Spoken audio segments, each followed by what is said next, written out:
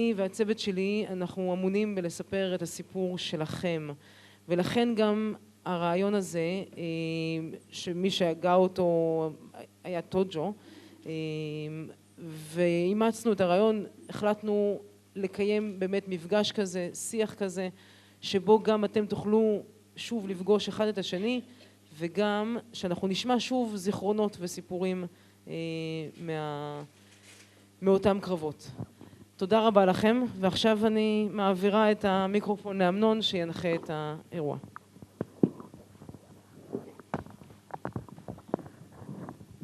טוב, אם אתם לא שואלים שאלות... רגע, אני אשאל. או. אולי לפני זה הקדמה קצרה.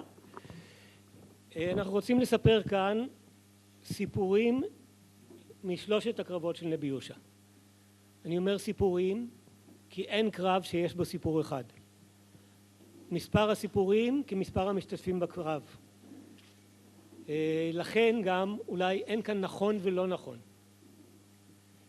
כל אחד עם הסיפור שנחרט אצלו, הוטבע אצלו בזיכרון, סיפור שמשתנה לאורך השנים באופן הכי טבעי, כשם שהאדם משתנה, מקבל תוספות, נשכחים דברים או נמחים דברים, לא רק בגלל הזיכרון.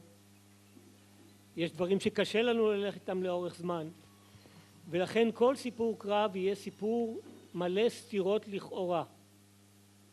גם שניים שבקרב תפסו מחסה מאחורי אותו סלע ונסוגו יחד, לכל אחד מהם יהיה סיפור אחר. אין דבר כזה האמת המדויקת על סיפור הקרב. לקחנו את הרעיון של טוג'ו וחשבנו שגם ממרחק כזה, אחרי שנהרות של מילים נאמרו ונכתבו על הקרבות של נבי יהושע, יש טעם במפגש של לוחמים. אני רואה כאן בקהל חוקרים ומדריכים, כאלה שכתבו וכאלה שצילמו וראיינו, והם אולי יודעים את הסיפור השלם. מי שהיה בקרב לא יכול לדעת את הסיפור השלם. רק מי שלא היה יכול ליצור לעצמו מעין משהו שלם, ובעצם היום אנחנו רוצים לעשות שיח של אחרוני הלוחמים בקרבות על נבי יהושע. עוד דבר אחד, לפעמים הסיפורים הקשים ביותר הם הסיפורים של אלה שלא מספרים. הסיפור של השותקים. ולפעמים, ובקרבות האלה אנחנו יודעים את זה באופן ברור לגמרי, מה שנכלה ודוקה בפנים, בחזה, בלב, לאורך שנים, יצא, נפתח המחסום, נפתח הסכר אחרי הרבה שנים, ואלה על פי רוב באמת הסיפורים הקשים. אנחנו נעשה את הסיפור לפי סדר הקרבות. זאת אומרת, בקרב הראשון הצלחנו לאתר רק את נטע כנעני מהגושרים, שתכף נשמע, הסיפור יהיה עם שאלות שלי, נשמע את סיפורו. אחרי כל פאנל, כן, אחרי זה בקרב השני יהיו 3 מספרים, בקרב השלישי 2. תמיד אפשר יהיה להוסיף אחרי כל פאנל, אם יש מישהו בקהל שישתתף בקרב וירצה להוסיף, נשמח. אולי גם פה ושם מאחרים שלא ישתתפו שאלות. אבל כולנו נבונים, כולנו חכמים, כולנו קראנו המון על סיפור נבי יהושע. אנחנו לא רוצים עכשיו את סיפורי הפרשנות. אנחנו רוצים את הסיפורים של הלוחמים. ונטע, עכשיו בוא נשוחח בינינו. קודם כל, בן כמה היית כשיצאת לקרב הראשון? אני הייתי בן 19. 19. ואיפה היית? מאיפה יצאת לקרב? תראה, לפני שאני עונה לך, אז היות ועשית פתיחה, אני רוצה לאכזב אותך, ואני לא רוצה, אני רוצה לספר בזיכרון שלי ממש מאותם הימים באותו הגיל. לא עם הפרשנות שבינתיים עברתי. אז כבר לגבי ההתחלה אני רוצה להגיד לך שהקרב הזה נגמר, אחריו באו קרבות אחרים. אתה אומר זוכרים, ובגיל שאני הייתי, אז צורת המבט שלי כבן אדם צעיר שמחזיק מקלע בידו וחושב שאפשר לכבוש את מה שצריך לכבוש, זאת אומרת המחשבה אחרת לגמרי. זה לא דומה להיום ולכל הזה, ובטח לא לגנרלים או הגנרלים, למפקדים שהיו מאחור וראו יותר ממה שאני ראיתי. אני כנטע כמקלען של הכיתה. עכשיו אני בא לסיפור. מי זאת הכיתה? של כיתת, היום קוראים לזה, יש לזה שמות אחרים, אבל באיילת השחר הייתה כיתה של בני הקיבוץ, שמתוכם, חוץ ממני עוד חי עוד יצחק לנדסמן, אבל הוא עוד צעיר ממני, אבל הוא מתקשה בהליכה, אז הוא לא בא, והיתר זיכרונם לברכה. איך גייסו אתכם, איך הצטרפתם לכוח הזה של הקרב הראשון? אנחנו היינו כיתה תראה, הפלמ"ח זה היה הכוח המאורגן עם מפקדים, מאומן, לא מצויד, אבל מאומן, היחידי שהיה אז במדינה. היתר היו, אני כבר מגיל 12-13 כבר היינו בהגנה, למדנו איתות והיינו התקשורת בין הילד לכפר גלעדי, עם הקמת הגדר, מלכיה וזה ביום בלילה, הייתה בהליו ביום ובפנסים בלילה. חוץ מזה, אז הייתי כבר בגיל 13 בתורנות על הבריכה עד בלילה עם עוד איזה נערה צעירה. בזמנים שלנו לא היו טלוויזיות, החיים היו אמיתיים, זאת אומרת כל מה שלמדנו, למדנו מהחיים, אבל זה לא שייך לעניין. בין 16, כל הכיתת הבית ספר שלנו נשלחה למקווה ישראל, ושם בשנה השנייה הכרתי הרבה חברים מיפתח שהם היו האליפים שלנו, שאחרי זה הם היו בפלמ"ח, ולאורך השנים אנחנו גם שכנים. כשחזרתי מהלימודים, אז חלק בודדים התגייסו לפלמ"ח, וזו הייתה השאיפה של כולם, אבל האזור, זה היה אזור ספר ממש, שמי שהגן עליו זה כל קיבוץ לעצמו, בחפירות ועם הילדים, עם כל מה שהיה. ואנחנו היינו גם לעת מצוא להגנה, תקופה מסוימת ליווינו את השיירות, זאת אומרת שיירה שיצאה בבוקר מדפנה עם האוטובוס ועוד מי שהתלווה לטבריה, ואחרי הצהריים בחזרה. אני זוכר אחד הקרבות שהיה לנו, כבר לא יודע מה הסיבה, זה היה פה בעמק, שיפתח לא הייתה קיימת, בעמק הראשון פה ימין, אבל יש להם מטה שם.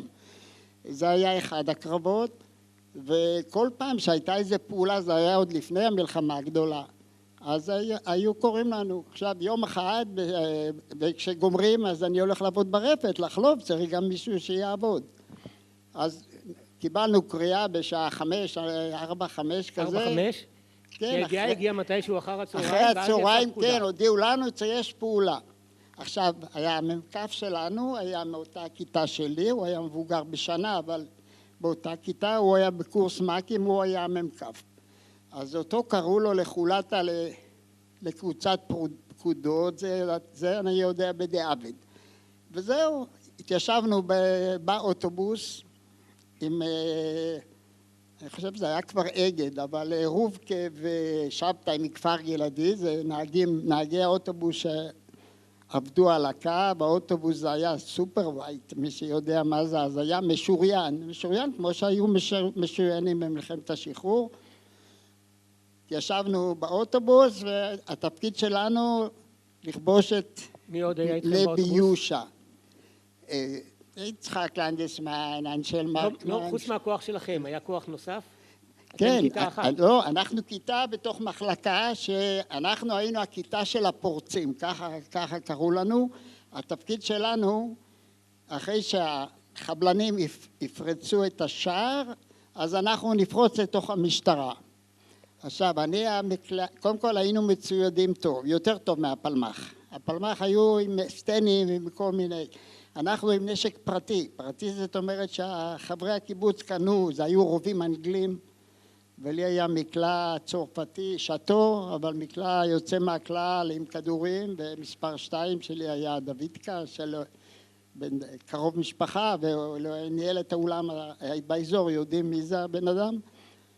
וזהו, הגענו, האוטובוס הגיע וכבר יש מהמשטרה, הסלע, זה לא סלע, זה בעצם ככה קצת גבנון מאבן, לא היו עצים וזה מה שאתם רואים עכשיו. יצאנו מהאוטובוס, נשכבנו וחיכינו לפקודה, הם ירו עלינו, ירינו קצת חזרה, אבל לא היה לזה טעם, כי זה היה יורה על בניין, חושך, מצרים. מתי הם התחילו לראות? עוד כשהיינו באוטובוס כבר נתקלנו ביריות. מה היה? משוריין קדימה, לא ידענו, כי הוא נסע קדימה, זה כמו שראיתם את הכביש עכשיו, זה ממש, הכביש אותו המסלול. המשוריין זה פורץ המחסומים שהיה אמור לפרוץ את השער של המצודה. זה היה תפקיד של החבלנים, זה היה לא, אני מספר לך כמו שזה היה באותו זמן. זהו, עכשיו ירינו וירו עלינו, ובינתיים הנהגים סיבבו את האוטובוס, ובינתיים המפקד, היה מי זה מפקד, זה היה, תראו, אנחנו היינו יותר, זה דומה לה, אם אתם רואים היום את כל ההתפרעויות, זה לא צבא, אתה יודע. מיליציה. מיליציות, כן, זו הייתה מיליציה של איילת השחר. וזה היה אחד הקרבות. עכשיו שאתה, בשבילי, כנטע בן בגיל הזה, הקרב עבר, ולשלוש, אני אומר, היחס לדעת, אני באותו זמן, הרוגים, מי שחי חי, מי שמת מת. לא היה כזה של, אתה יודע, לא הייתה, קודם כל לא הייתה תקשורת. בכלל ידיעות היו מגיעות אחרי שבוע, זה מה קורה בירושלים, מה קורה פה, מה קורה שם. ואנשים צעירים חושבים אחרת. באוטובוס שלכם היו נפגעים?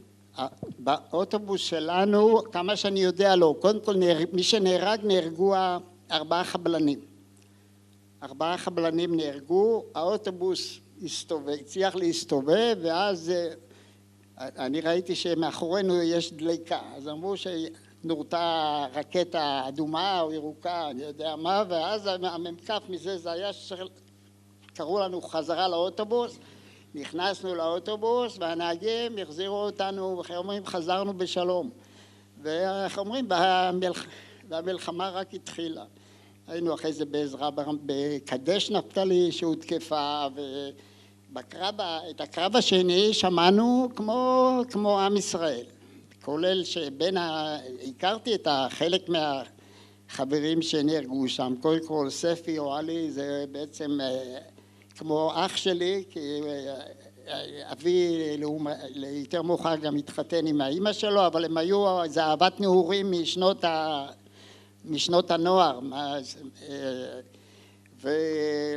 ועוד חבר'ה שהיו באים לחופש, חופש בזמנים ההם, זה היה תל אביבים פה ושם היו באים לכפר, ואנחנו היינו נוסעים, מי שהיה לו איזה קרובים, בני דודים, ושם על הרצפה וזה, הולכים ברגל לים להתרחץ, זה הייתה התקופה הזאת, זאת אומרת, כל החברות, האנשים הכירו אחד את השני. עכשיו, הקרב עצמו, אז זה כתוב בספרים. זה כתוב בספרים, וכולם אומרים, היה ככה, אני בתור חייל, בתור זה, לא עבר הרבה זמן, ורמות נפתלי, קדש נפתלי, כמעט נכבשה, ואז אותה כיתה שעה, שלחו אותנו, וישבנו יותר משבועיים, ואבא שלך היה הממקף שלי, מולקה מחולתה, כי אז היינו 5-6 מהיילטים, ישבנו שם איזה 3 שבועות, ובקרב השלישי אז ישבנו שם, זאת אומרת אז ראינו את הקרב, וטוב, זה היה כבר גלישה לקרב השלישי. אני רוצה כאן לשאול, קודם כל להודות לנטע, שנית לשאול אם יש כאן עוד מישהו שהשתתף בקרב הראשון. ושאלה אחת לקהל, אם יש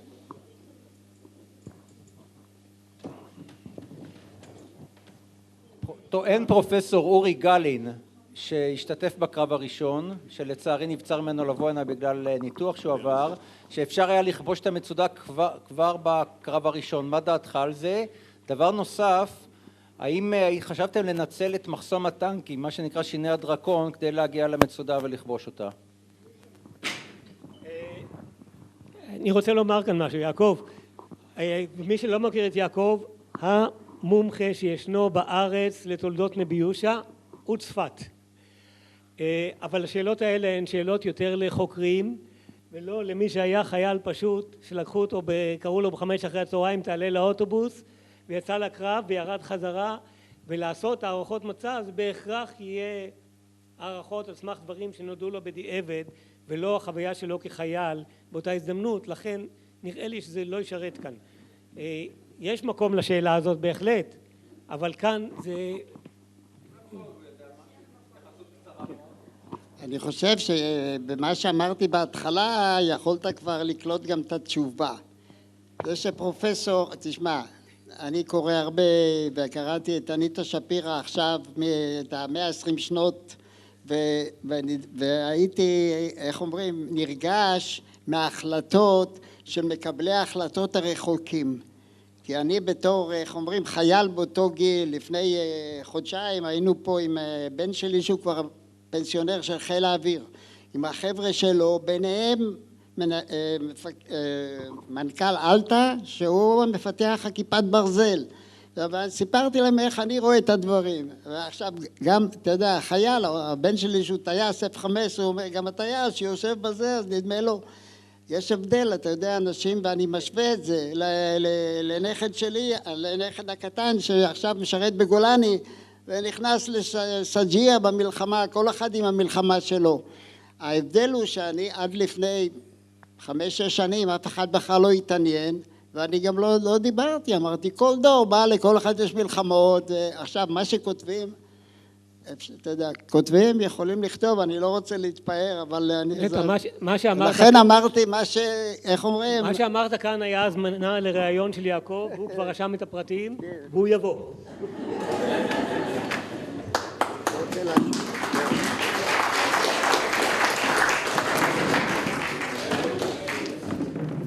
אנחנו עוברים לקרב השני.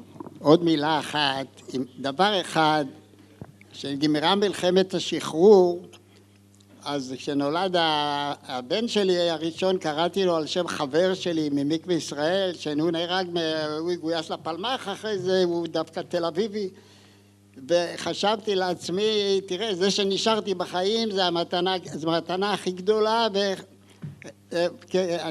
אני לא נשבע כי לא הייתי דתי, אבל בעצם במין, איך אומרים, הבטחה לעצמי שצריך לתת ולתרום, וזה השתדלתי לעשות.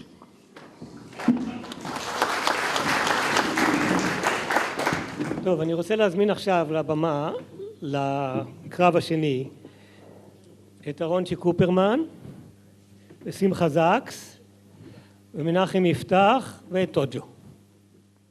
הכישלון של הקרב הראשון הוליד את הקרב השני, הוליך לקרב השני.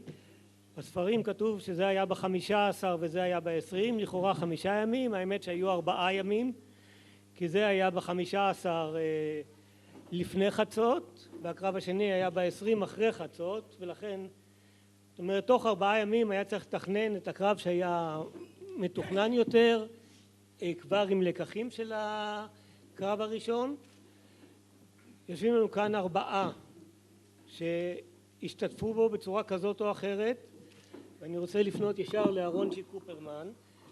כתוב בספרים שאתה היית מכונאי. מה זה מכונאי?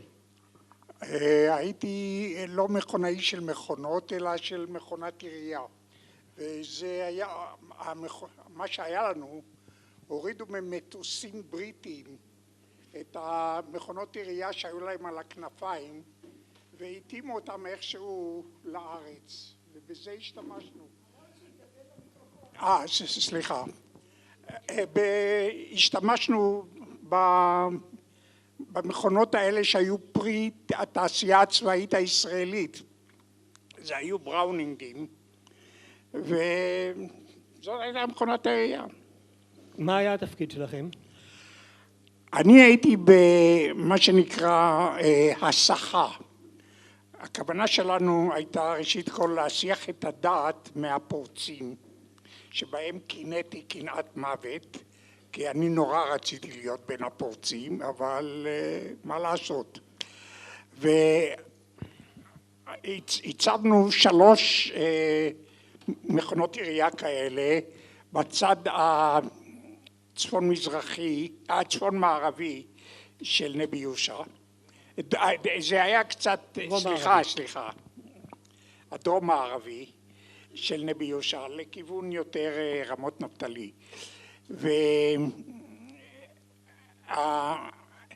עכשיו בדיעבד כמובן יכול להיות שזה היה מאוד קרוב למשטרה, כי המכונות האלה יורות למרחקים הרבה יותר ארוכים, אבל בלילה זה היה בסדר. אבל אני לא רציתי לדבר כל כך על הקרב, אלא יותר על הרגשות האישיות שלי ומה שקרה לנו במהלך, למשל לפני הקרב אפילו, כשהיינו עוד בחולתה. אז אנחנו ידענו שההתקפה הראשונה נכשלה, וכצעירים היינו קצת מתרברבים, אנחנו הפלמ"ח, אז אנחנו נראה להם. רונצ'יק, מבקשים שנקרב את המיקרופון לתוך הפה. אוקיי, אמרנו שאנחנו הפלמ"ח ואנחנו נראה להם, ואפילו אחד החברים שלנו, ג'ירף, זיכרונו לברכה, אבל הוא לא נהרג, אפילו הוא קיפל דגל שאמר אני ארים את הדגל ברגע שנכבוש את המצודה. חוץ מזאת, בערב אני התרשמתי מאוד, עשו דגם של נבי יהושע מסבון, והסתכלנו על זה וזה מאוד הרשים. אחר כך הנסיעה עצמה, כמובן אני כבר הייתי באופן אישי, כבר הייתי בכמה קרבות יום. וזה לא היה הקרב הראשון שהשתתפתי בו. ובלילה בדרך כלל הייתי שמח להילחם בלילה. ביום פחדתי פחד מוות, בלילה הרגשתי כמו מלך, אבל אני רוצה לספר רק את הקטע על העלייה למעלה. לעלייה, הביאו אותנו באוטובוסים לרגלי ההר שעליו היינו צריכים לטפס דרומה מנבי יהושע. השאר המשיכו לג'חולה והלאה. אנחנו היינו הראשונים שירדנו, והעלייה הייתה מאוד קשה, ואני רוצה לספר על אחד החברים, זיכרונו לברכה, ישראל שוורצמן, קראנו לו שורצי. שורצי היה בחור צנום, הוא לא היה טיפוס שהייתם יכולים, רואים אותו ברחוב והייתם אומר הנה הפלמ"חניק הטיפוסי. היום היו קוראים לו אולי בעגה, אני לא יודע, אולי אני מיושן כאן גם בעגה הזאת, היו קוראים לו חנון, אבל הוא היה נושא תחמושת בחוליה שלי. החוליה שאני הייתי בה היה רמיל יובש, היה מ"כ, הוא בן כפר גלעדי, עדה מירושלים ואני, ואחר כך היו עוד כמה אנשים שהיו נושאי תחמושת. עכשיו את התחמושת נשאו בארגזים, ארגזי עץ בילקוט גב שהיו בו, הוא לא היה מיועד לנשיאת תחמושת, ולכן הארגזים הכבדים האלה, בכל ארגז היו למעלה מ-200 כדורים, והיו 3 ארגזים, כשעלינו למעלה התחלנו לטפס, מפעם לפעם אנחנו מועדים, וכל מעידה כזאת הארגזים צובטים את הגב. אני לא הייתי מודע לזה לגמרי, כי אני שכבתי את המקלע, שהיה כבד גם כן איזה 15 קילו או יותר, אבל היינו כבר קרוב לפסגה, ואני שומע את ישראל שוורצמן, אני שומע אותו נאנח. אני ניגש אליו, אני אומר, מה העניינים עוזר? אז הוא נותן לי איזה חיוך מבויש, הוא אומר, זה בסדר, זה בסדר. אני התעקשתי והורדתי לו את החולצה, ואיך אומרים, אמנם זה היה ליל ירח, אבל חשכו עיניי, כל הגב שלו היה מלא דם. פשוט הוא היה פצוע לגמרי מנשיאת התחמושת.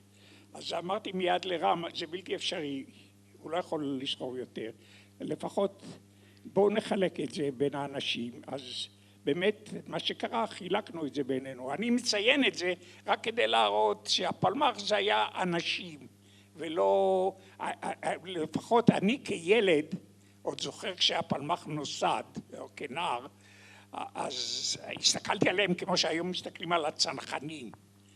או אני יודע, על שייטת 13. ולכן אני רוצה להגיד, האנשים היו אנשים רגילים. רונצ'יק, אני רוצה לדלג עכשיו לסוף הקרב, כשאתם פתאום מוצאים את עצמכם במצב שנראה לכם שאתם האחרונים שנמצאים שם. לא, זה לא היה בדיוק ככה, השתרר קצת שקט. ראשית כל העיר השחר, ואנחנו כבר לא ידענו מה קורה שם. גם עד שפתחנו באש, גם כן התפלאתי, זה היה כל כך מאוחר, ועלה השחר, ושום דבר לא קורה. אז בסוף אני אומר, וכבר היה שקט אפילו, אז אני אומר לרם, שמע, אולי צריך לדעת מה קורה שם. אז הוא אומר, אתה יודע מה, גש למפקדה. אז לא כמו לגשת לשתות כוס קפה, אלא הייתי צריך לקום, וברגע שקמתי הרגשתי כמו חיה ניצודה, מפני שירו עליי במקלע מהצריח. אבל אני עשיתי כמו בספר, כמו שאומרים. רצתי בזיגזג, נפלתי וזזתי הצידה, ולא קמתי מאותו מקום, מפני ששם מחכים לי. עכשיו, באחד הסיבובים האלה, בדרכי למפקדה, ידעתי פחות או יותר את הכיוון, איפה היה איציק הוחמן. אני רואה אלונקה, ועל אלונקה שוכב פצוע. אני מסתכל ימינה ושמאלה ואני רואה שני היום, בידע שלי היום, אני יכול להגיד, אני רואה שניים שוכבים בתנוחה של תינוק, ולא זזים ממקומם, ואני רואה את האלונקה שם. אז אני שואל אותם, מה זה? מי זה שם? אז אמרו לו, עזוב אותו, הוא מת. אז אמרתי, מי זה? אז הם אמרו לי את השם. כשאמרו לי את השם, אז הזדעזעתי, כי זה היה אמנון בן יהודה. ואמנון בן יהודה הוא חבר שלי מהגן. היינו גם בבית ספר, אבל אני מכיר אותו כבר עוד מהגן. הלכנו יחד לגן. אז אני תכף אמרתי להם, אין דבר כזה, הוא מת. רק רופא קובע. ואמרתי להם לעזור לי לקחת אותו. הם לא הסכימו, ואני לא מפקד. אז לא הייתה לי ברירה, והמשכתי הלאה. עד שהגעתי למה שאפשר, בעגה שלנו קוראים לזה שטח מת. מאחורי גדר, שם היה איציק הוחמן, הוא רואה אותי, אז הוא נדהם, הוא אומר, מה אתם עושים פה? לא קיבלתם פקודת נסיגה? אני אומר, לא אמרו לנו כלום. אז הוא אומר, מה, המכונות האחרות כבר התקפלו והם בדרך לרמת נפתלי. אז הוא אומר, רוץ מהר ותביא את זה. אז אמרתי, רגע, אני לא רץ מהר.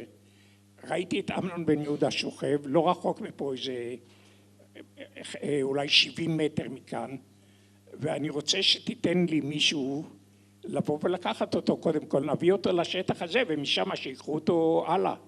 כן, אז הוא הסכים, וזה מה שהיה, ואז היות וקמנו כולנו יחד בבת אחת, אז הערבים לא ידעו על מי לראות קודם, אז איכשהו אמנון הגיע לשטח המת גם כן, למרות זה שאחר כך הוא התגלה בשנית, כי היינו צריכים לעבור עוקף, וזה היה גבוה וחשוף לנבי יושע. בוא נעצור כאן, כי המשך הסיפור כבר ישנו במוזיאון, בסרט ומסופר, ואני מבקש ממנחם.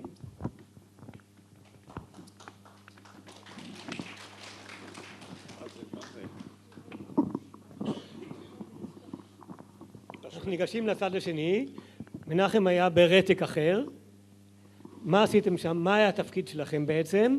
אנחנו היינו בכוח העיקרי, זה היה כוח שבא מצפון.